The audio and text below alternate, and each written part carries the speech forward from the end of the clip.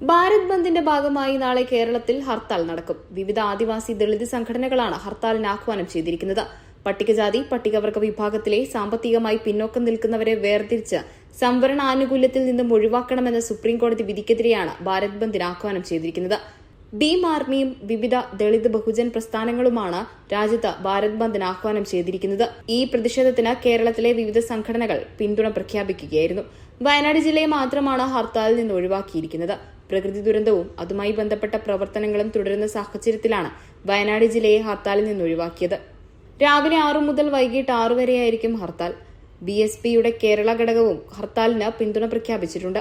ഹർത്താൽ സംസ്ഥാനത്തെ പൊതുഗതാഗതത്തെയും സ്കൂളുകൾ, പരീക്ഷകൾ തുടങ്ങിയവയെ ബാധിക്കില്ല. ഹർത്താലിന്റെ ഭാഗമായി ആരെയും ബുദ്ധിമുട്ടിക്കില്ല. അതേസമയം ഹർത്താലിന്റെ ഭാഗമായി ഹർത്താൽ അനുഭാവികൾ പലയിടത്തും പ്രതിഷേധ റാലിയും യോഗങ്ങളും നടത്തിയേക്കും. സുപ്രീംകോടതി വിധി അനീതിയാണെന്ന് അവകാശപ്പെടുന്ന സംഘടനകൾ സുപ്രീംകോടതി വിധി മറികടക്കാൻ പാർലമെന്റ് നിയമനിർമ്മാണം നടത്തുകയെന്ന ആവശ്യമാണ് മുന്നോട്ട് വയ്ക്കുന്നത്. വിദ്യാഭ്യാസ മേഖലയിൽ അടിച്ചേൽപ്പിച്ച 2,50,000 വാർഷിക വരുമാന പരിധി ഉൾപ്പെടെയുള്ള എല്ലാത്തരം ക്രിമിനൽ നയങ്ങളും റദ്ദാക്കുക, SC/ST ലിസ്റ്റ് 9ാം പട്ടികയിൽപ്പെടുത്തി സംരക്ഷിക്കുക എന്ന് തുടങ്ങിയ ആവശ്യങ്ങളും ഈ സംഘടന മുന്നോട്ട് വയ്ക്കുന്നു. സമഗ്രമായ ജാതി സെൻസ് ദേശീയാടിസ്ഥാനത്തിൽ നടത്തണമെന്നും ദളിത് ആദിവാസി സംഘടനകളുടെ പ്രധാന ആവശ്യങ്ങളിലൊന്നാണ്. അതേസമയം ഉത്തരേന്ത്യയുടെ പല ഭാഗങ്ങളിലും ബന്ദ് ശക്തമാകുമെന്നാണ് കരുതുന്നത്. സോഷ്യൽ മീഡിയയിൽ ബന്ദ് അനുകൂലികൾക്ക് പിന്തുണയേറിയതിന് പിന്നാലെയാണിത്. അക്രമ സംഭവങ്ങൾക്കുള്ള സാധ്യത മുന്നിൽ കണ്ട വിവിധ സംസ്ഥാനങ്ങളിൽ പോലീസിന് ജാഗ്രതാ നിർദ്ദേശം ലഭിച്ചിട്ടുണ്ട്.